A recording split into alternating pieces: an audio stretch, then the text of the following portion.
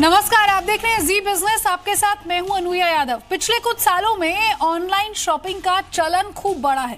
भारी डिस्काउंट आपको मिलता है, घर बैठे आप खरीदारी कर सकते हैं और त्योहारों के सीजन में तो ऑफर्स की भरमार सी लग जाती है। लेकिन क्या आपको पता है कि अपने ज्यादा डिस्काउंट के लालच में जो सामान आप ऑनलाइन खरीदते हैं वो नकली भी हो सकता है। और क्या आप ये जानते हैं कि देश की प्रमुख ई कॉमर्स वेबसाइट्स पर खरीदारी करने वाले 1/3 ग्राहकों को नकली सामान मिलता है। 2 अलग अलग सर्वे में ये बातें सामने आई हैं। फिर चाहे स्नैपडील हो, अमेज़न हो या फ्लिपकार्ट हो, नकली सामान हर जगह मिला है। सबसे पहले आप ये रिपोर्ट देखिए। ऑनलाइन शॉपिंग का बढ़ता जा रहा है चलन। घर बैठे शॉपिंग और ढेरों ऑफर्स। लेकिन इस ऑनलाइन बाजार में कितना नकली माल है ये भी अक्सर सामने आ जाता है। ऐसे केस सामने आते हैं कि होश उड़ जाएं। कुछ शिकायतें तो ऐसी आई हैं कि ऑनलाइन शॉपिंग के जरिए मंगाया था मोबाइल फोन, लेकिन डिब्बे से निकल आई साबुन की टिकिया। ऑर्डर किए ब्रांडेड जूते या परफ्यूम, लेकिन डिलीवर हुआ नकली माल। और अब ये सामने आया है कि ऑनलाइन शॉपिंग करके धोखा खाए ग्राहकों की संख्या बढ़ती ही जा रही है। आप ये जानकर हैरान रह जाएंगे कि करीब 1/3 ग्राहकों को नकली सामान मिल रहा है। ऑनलाइन शॉपिंग का नकली बाजार। 1/3 सामान मिलता है नकली। और ये एक नहीं बल्कि 2 सर्वे में बात सामने आई है। इनमें से एक सर्वे मार्केट रिसर्च और एनालिटिक्स कंपनी वेलोसिटी एमआर नाम की कंपनी ने किया है। वेलोसिटी एमआर ने 3000 लोगों का सर्वे किया। सर्वे में सामने आया है कि 3 में से 1 ग्राहक पिछले 6 महीने में धोखाधड़ी का शिकार हुआ। सर्वे में ये भी सामने आया है कि ब्रांड जितना पॉपुलर होता है और जिसकी बिक्री ज्यादा होती है, उस ब्रांड के नाम पर नकली सामान काफी ज्यादा बिकता है। दूसरा सर्वे लोकल सर्कल नाम की कंपनी ने किया है। लोकल सर्कल्स ने 6923 लोगों का सर्वे किया। 38% लोगों ने कहा कि पिछले 1 साल में उन्हें ई कॉमर्स वेबसाइट से नकली सामान प्राप्त हुआ। 12% नकली सामान के साथ स्नैपडील पहले नंबर पर, 11% के साथ अमेज़न दूसरे पर और 6% नकली सामान पाने वालों में फ्लिपकार्ट के ग्राहक थे। यह हैरान करने वाली बात है। करीब 1/3 लोग ऑनलाइन से नकली माल मिलने की बात कह रहे हैं। अब आपको ये बताते हैं कि किन चीजों के सबसे ज्यादा नकली होने की बात सामने आई है। इन वेबसाइट्स पर ऑर्डर करने के बाद सबसे ज्यादा परफ्यूम, इत्र, जूते, खेल का सामान, कपड़े और बैग नकली मिलते हैं। लोकल सर्कल्स के सर्वे के मुताबिक 34% लोगों ने कहा कि उन्हें नकली परफ्यूम मिले, 11% लोगों ने कहा कि जूते सही नहीं थे, जबकि 4% ने कहा कि खेल का सामान नकली था। ई कॉमर्स पर नकली के खेल के चलते साल 2017 में नामी कंपनियों को करीब $3.5 बिलियन का नुकसान उठाना पड़ा था। कई नामी कंपनियां तो फ्लिपकार्ट और शॉपक्लूज जैसी ई कॉमर्स कंपनियों को कोर्ट में भी घसीट चुकी हैं। लेकिन आम ग्राहक क्या करे? कई बार आप जब ऑनलाइन शॉपिंग करते हैं तो आपको असली सामान के बजाय नकली सामान पहुंच जाता है। लेकिन ऐसे मामलों में ज्यादातर कुछ हो नहीं पाता। इसकी वजह से ग्राहकों को काफी नुकसान झेलना पड़ता है। सर्वे में शामिल ज्यादातर लोगों का कहना है कि ऐसी धोखाधड़ी के खिलाफ सख्त कानून बनाए सरकार। हमारी भी ग्राहकों को सलाह है कि भारी डिस्काउंट के चक्कर में ना पड़ें, देख परख कर ही सामान लें। हो सके तो रिटेलर कौन है उसका पता कर लें।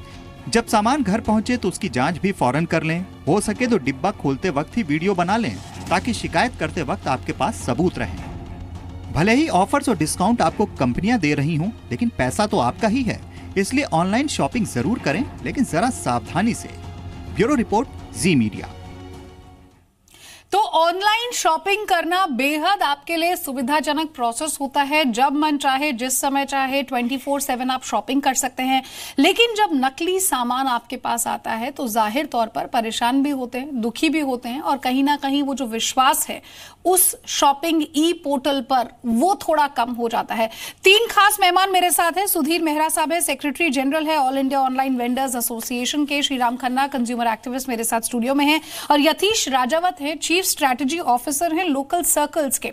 लोकल सर्कल्स वही एजेंसी है जिसने ये पूरा का पूरा सर्वे किया, जिसमें पाया गया कि बड़ी संख्या में बहुत सारे लोगों ने ये कंप्लेन की है कि जो भी वो सामान ऑनलाइन खरीदा है उन्होंने उसमें नकली यानी कि फेक प्रोडक्ट उन्हें मिला। यतीश, मेरा सबसे पहला सवाल आपसे यह है कि आपने इस सर्वे में ट्रेंड जो है वो क्या पाया? क्योंकि बीते सालों हमने ये बात जरूर सुनी है कि आप ऑनलाइन अगर कुछ ऑर्डर करते हैं तो अगर मोबाइल फोन ऑर्डर कर रहे हैं तो यहाँ पर साबुन की टिकिया आ जाती है, नकली सामान आपके पास डिलीवर हो जाता है। ऐसे में पिछले कुछ महीनों का अगर ट्रेंड देखा जाए तो क्या ये शिकायतें बढ़ी हैं?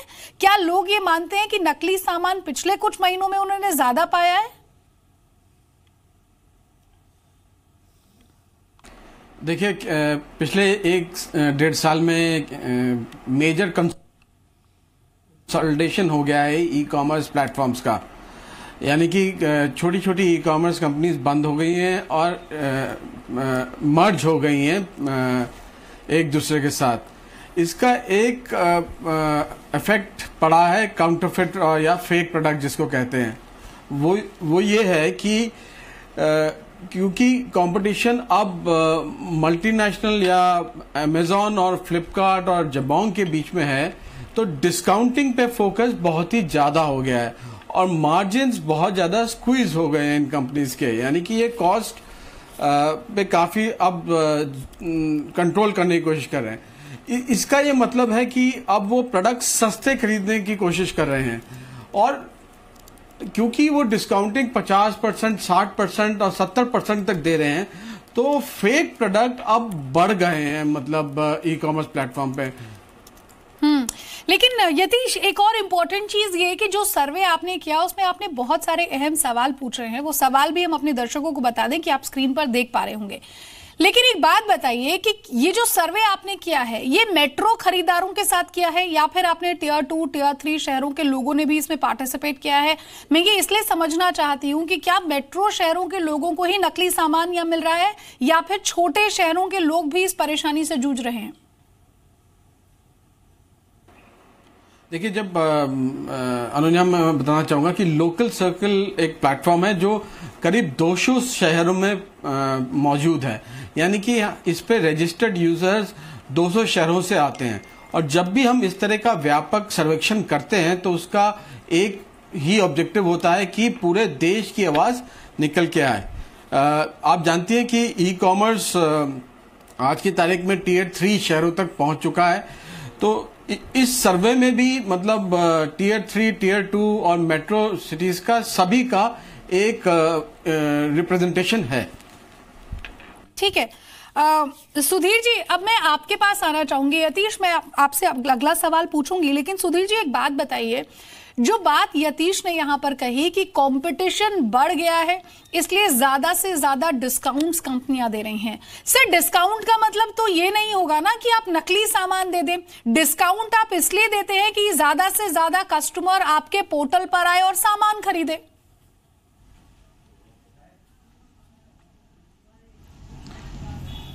नमस्कार जी। सबसे पहले देखने वाली बात यह है कि जब आप डिस्काउंट हर महीने देने की बात करते हो, हर 15 दिन में एक फेस्टिवल इंडिया में आ जाता है, एक फेस्टिवल ख़त्म होता है, दूसरा फेस्टिवल शुरू हो जाता है, तो लोग तो ऑल दीज ऑनलाइन कंपनीज जो है इमीडिएटली डिस्काउंट देना शुरू कर देते नया वाला।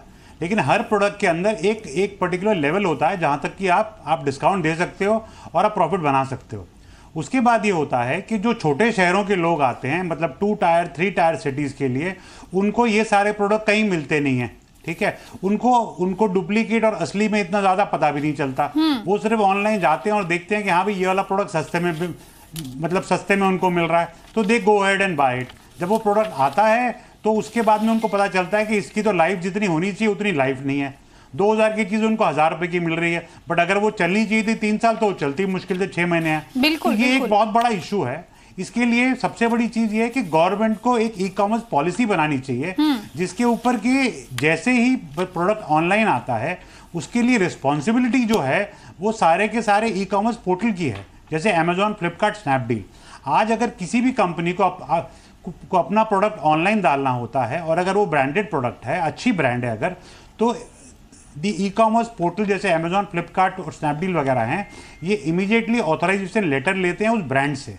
After the brand gives the authorization letter, उसके बाद ये प्रोडक्ट अपलोड होता है और उसके बाद में भी अगर कंप्लेंट आ जाए तो उन लोग उसको इमीडिएटली डाउनलोड कर देते हैं। दे immediately block the product, block the supplier. तो they have got their systems in place, but this needs to mature more.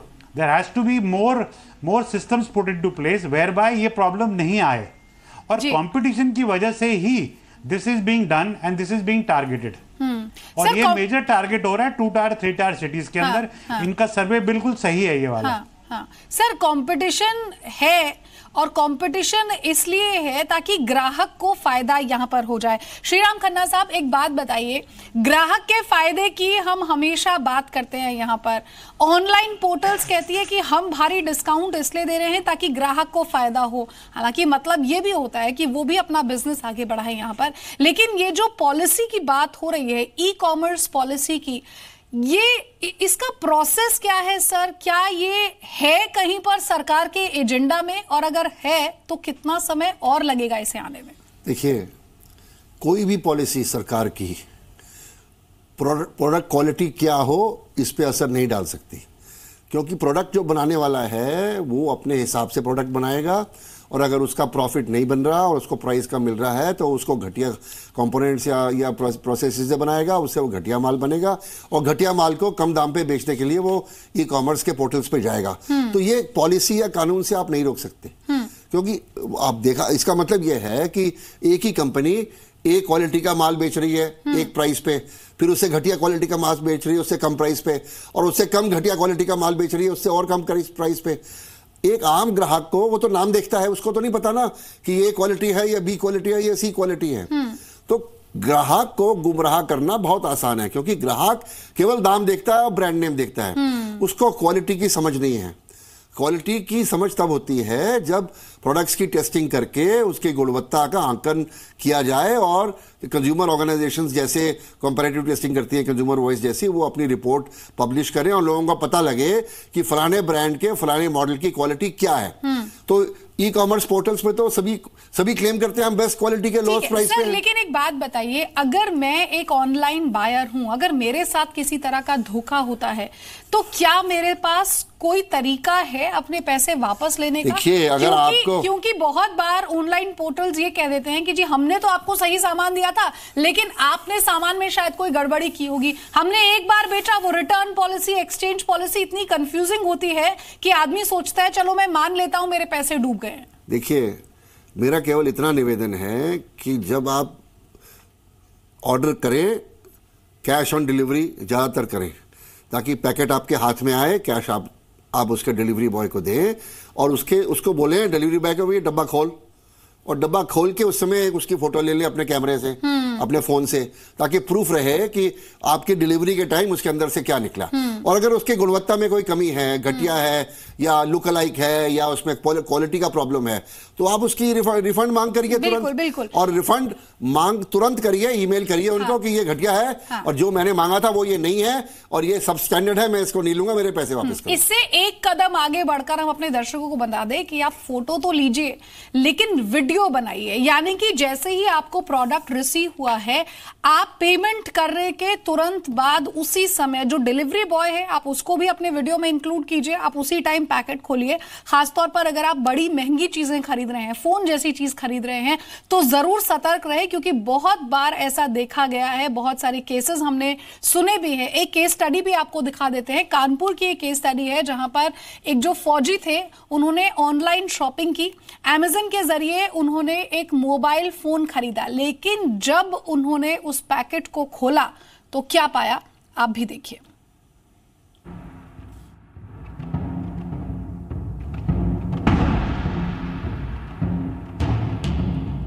मंगाया मोबाइल फोन, लेकिन पार्सल में आया साबुन. घटना कानपुर की है. आईटीबीपी कैंप ऑफिस में तैनात फौजी अरुण कुमार मंडल ने अमेज़न कंपनी से एक multimedia mobile phone online book कराया था. उन्होंने बुक करने के दौरान ही क्रेडिट कार्ड से भुगतान कर दिया था. बुकिंग के बाद जब पार्सल उसके पास पहुंचा और जब उसने उसको खोला तो उसके होश उड़ गए. पार्सल में मोबाइल फोन की जगह साबुन की टिकिया निकली. अरुण के मुताबिक 11,000 का मोबाइल ऑनलाइन बुक कराया था, लेकिन पार्सल में 11 रुपए का साबुन निकला.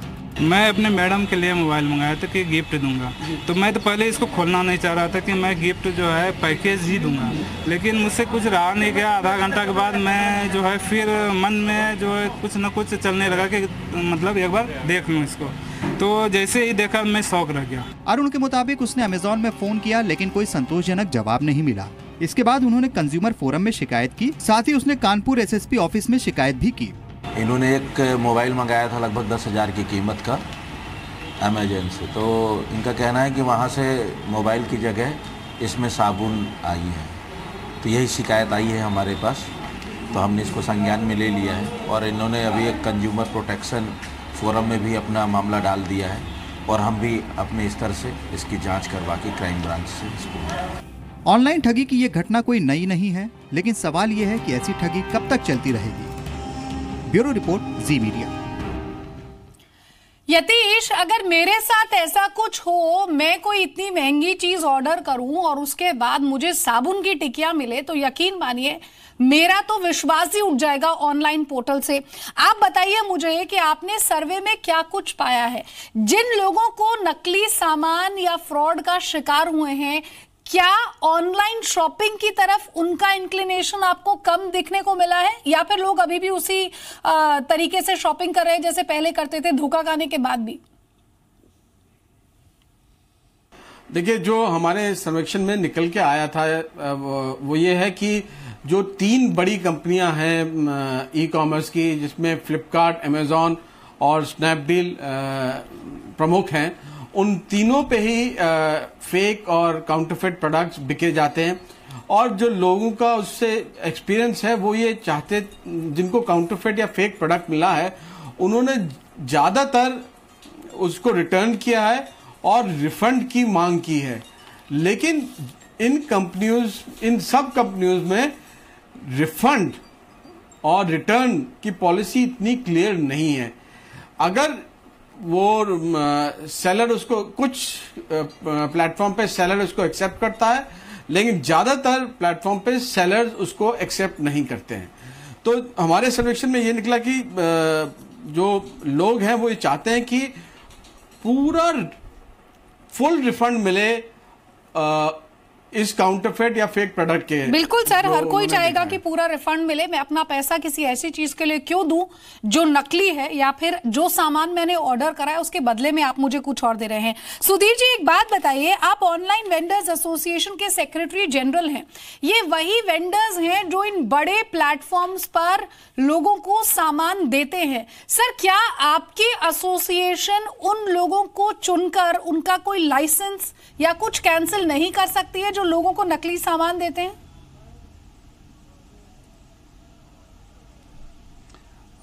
मैं आपको इसके बारे में थोड़ी सी बात बताना चाहता हूं। इसमें होता क्या है कि जैसे फ्लिपकार्ट और स्नैपडील है, इनकी अपनी सिस्टर कंसर्न्स हैं जो कि एनकरेज करती हैं डुप्लीकेट माल के लिए। ये हम लोगों ने बहुत बार वेरीफाई किए इनके प्रोडक्ट्स, और हमारे को बहुत बार कंप्लेंट आई है जो हमारे डीलर एसोसिएशन के अंदर आई है कि ब्रांडेड प्रोडक्ट जो इनके पास ब्रांड है और जो डाल रहे हैं उसके सामने डुप्लीकेट प्रोडक्ट आता है। जब तक इनको हाईलाइट नहीं करो आप, तब तक ये माल बेचते रहते हैं। और अमेजॉन के अंदर तो कोई सिस्टम ही नहीं है, जब तक कि कोई बोलेगा नहीं तब तक वो प्रोडक्ट को ऑनलाइन कर देंगे, लाइव सेल शुरू कर देंगे। लेकिन जब आपको पता चलेगा कि अभी कोई पर्टिकुलर ब्रांड आपने लिया और वो डुप्लीकेट है, जब आप कंप्लेंट करोगे तब जाके उसके जो उसकी पिक्चर या उसका सेल बंद, ये लोग बंद करवा देते हैं। तो they are not in a very systematic way handling duplicate products. इनकी खुद की जो सिस्टर कंसर्न हैं यही एनकरेज करती हैं डुप्लीकेट प्रोडक्ट्स के लिए। ठीक है सर, आप ये कह रहे हैं कि उनकी सिस्टर कंसर्न, लेकिन सर जो वेंडर एसोसिएशन है वो जो सिस्टर कंसर्न है उनको लेकर भी तो आवाज उठा सकती है ना, क्योंकि आपके ही वेंडर्स हैं जो ऑनलाइन सामान भी बेचते हैं। तो ये भी तो पॉसिबिलिटी है ना सर कि जो वेंडर सामान दे रहा हो शायद वो भी नकली सामान बेच रहा हो। नहीं, आप मेरी बात समझे नहीं हो। फ्लिपकार्ट की अपनी कंपनी है WS रिटेल। WS रिटेल जो है वो डुप्लीकेट सामान बेचता है बहुत बार।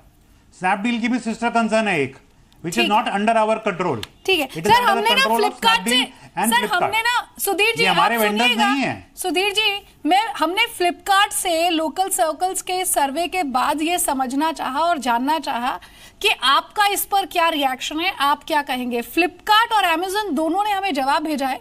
मैं फ्लिपकार्ट ने जो जवाब भेजा है पहले वो पढ़कर अपने दर्शकों को सुना देती हूं। फ्लिपकार्ट ने हमें ईमेल किया और अपना जवाब दिया। उनके मुताबिक इससे निपटने के लिए कई कदम उठाए जाते हैं। सबसे पहला कदम फ्लिपकार्ट ने कहा कि सेलर्स को लिस्ट करने से पहले कंपनी उनकी पूरी जानकारी लेती है और ये पूरी तरह से सुनिश्चित करने के बाद ही सेलर्स को शामिल करते हैं। कोई नकली सामान बेचते हुए अगर पकड़ा जाता है तो कानून के हिसाब से कदम उठाते हैं। हालांकि सेलर को ब्लैकलिस्ट नहीं करते। ये ब्लैकलिस्ट वाली बात बहुत इंपॉर्टेंट है और इस पर मैं आपसे बात भी करना चाहूंगी सुधीर जी, और श्रीराम खन्ना साहब आपसे भी समझना चाहूंगी कि ब्लैकलिस्ट आखिर क्यों नहीं करती है कंपनी के वेयरहाउस में कड़े नियम है, फ्लिपकार्ट का ये मानना है। साथ ही साथ सामान वेयरहाउस में आने से उसके डिस्पैच तक कड़ी निगरानी में रखा जाता है। पैकिंग टेम्पर प्रूफ, ताकि कोई छेड़छाड़ ना करे, और अगर कोई ग्राहक किसी तरह का फ्रॉड करता है तो कानूनी कदम उठाते हैं। यानी कि अगर ग्राहक फ्रॉड करता है तो भी कानूनी कदम उठाया जाता है, लेकिन अगर वेंडर फ्रॉड करता है तो उसे ब्लैकलिस्ट नहीं करती है फ्लिपकार्ट।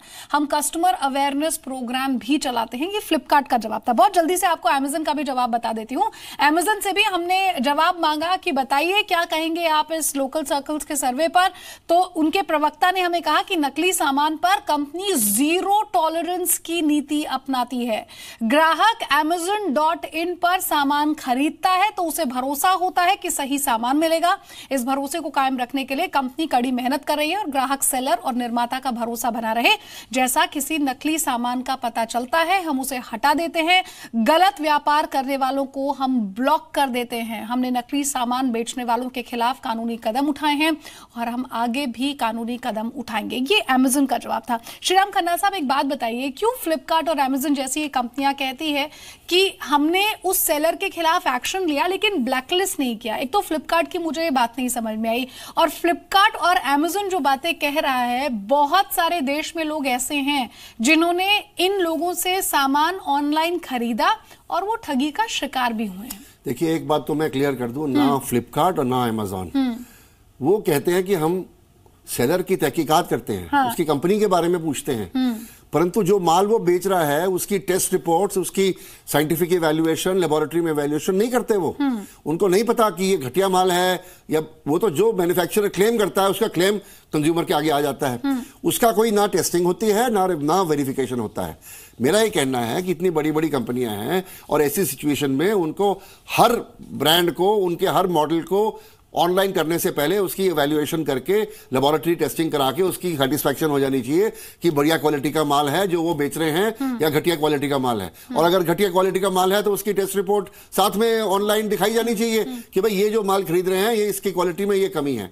ऐसा क्यों नहीं करते? क्योंकि इनकी मिली भगत है। ये पैसा कमाने के लिए कर रहे हैं और ऑनलाइन सेलर पैसा कमाने के लिए कर रहा है। दोनों पैसा जब तक कमा पाएंगे और पब्लिक के आंखों में धूल झोंके तब तक कमाएंगे, और जब पब्लिक हाहाकार मचाएगी और इनकी पोल खुल जाएगी तब ये बंद कर देंगे। तो ये दोनों ही एक नियत के हैं कि जब तक पैसा कमा सकें तब तक कमाओ, और जब रोकना मजबूरी हो जाए तब रोक दो। जी बिजनेस क्योंकि आपके हक की आवाज उठाता है, आपका अपना चैनल है और आपसे जुड़े हर मुद्दे हम यहाँ पर उठाते हैं। आपको हम यही बात कहेंगे, अगर आप एक ऑनलाइन बायर हैं तो बहुत सोच समझकर आप ये ऑनलाइन शॉपिंग कीजिए। जैसा कि हम अपने शो में लगातार बता रहे हैं कि आप वीडियो बनाइए, पेमेंट किस तरह से करें, जरूर रिव्यूज चेक कर ले। वो भी एक बहुत अच्छा तरीका होता है ये जानने का कि जो पर्टिकुलर प्रोडक्ट आप खरीदना चाहते हैं उसके बारे में लोगों ने क्या कुछ लिखा हुआ है। हालांकि बहुत बार आपको फेक रिव्यूज भी मिलेंगे, लेकिन थोड़ा सतर्क रहकर ऑनलाइन शॉपिंग कीजिए। यतीश जी, मैं आपसे एक बात समझना चाहूंगी सर कि इस सर्वे में आपने लोगों से ये सवाल भी पूछा है कि कौन सी चीज सबसे ज्यादा नकली पाई गई है। हम बहुत सारे ग्राफिक्स अपने दर्शकों को दिखा भी रहे हैं स्क्रीन पर, लेकिन इस सवाल के जवाब में बड़ी संख्या में लोगों ने माना कि फैशन अपैरल्स, बैग्स, गैजेट, ये सब चीजें जो है बड़ी तादाद में नकली पाई जाती है। सर, क्या इनकी सेल्स वॉल्यूम में कोई कमी देखने को मिली पिछले दिनों ऑनलाइन पोर्टल्स पर? उन्होंने ये नहीं कह सकते कि डिमांड में कुछ कमी मिली है कि नहीं मिली है, लेकिन आपकी ये बात सही है कि सबसे ज्यादा जो फेक प्रोडक्ट्स बिकते हैं वो फैशन अपैरल, बैग्स और गैजेट्स होते हैं, और ये ज्यादातर प्रोडक्ट चीन से आते हैं और ये सीधा ई कॉमर्स प्लेटफॉर्म पे ही बेचे जाते हैं। मतलब कि इनके जो सेलर्स होते हैं वो भी कई जगह हिंदुस्तान में नहीं बैठे होते, बल्कि सिंगापुर, इंडोनेशिया, मलेशिया या चीन में बैठे होते हैं। जी, और ये अपने आप को रजिस्टर करते हैं as a seller in platform पे, और चीन से डायरेक्टली ये फेक प्रोडक्ट, आप जानते हैं कि चीन में फेक प्रोडक्ट का एक बहुत ही बड़ा बाजार है, जिससे दुनिया भर के ब्रांड्स पे बिल्कुल सर, बिल्कुल बहुत सारे फेक प्रोडक्ट्स आपको मिल भी जाएंगे ऑनलाइन पोर्टल्स पर, इसलिए हम कहते हैं कि थोड़ा सतर्क रहकर आप ये शॉपिंग कीजिए। सुधीर जी, मेरा आखिरी सवाल आपसे ये है कि लोकल सर्कल्स ने अपने सर्वे में एक सवाल लोगों से पूछा, और सवाल ये था कि आप बताइए कि नकली सामान बेचने वाली वेबसाइट के ऊपर जो सेलर्स हैं उन्हें ब्लैकलिस्ट कर दिया जाए। तो 98% लोगों ने माना कि हाँ, इन लोगों को ब्लैकलिस्ट कर देना चाहिए जो नकली सामान बेचकर ग्राहकों को लूटते हैं। आपको लगता है सर यही वो तरीका है जिससे हम लगाम लगा सकते हैं नकली सामान पर रोक, और ग्राहक को भी इससे फायदा होगा और कंपनी की इमेज भी खराब नहीं होगी?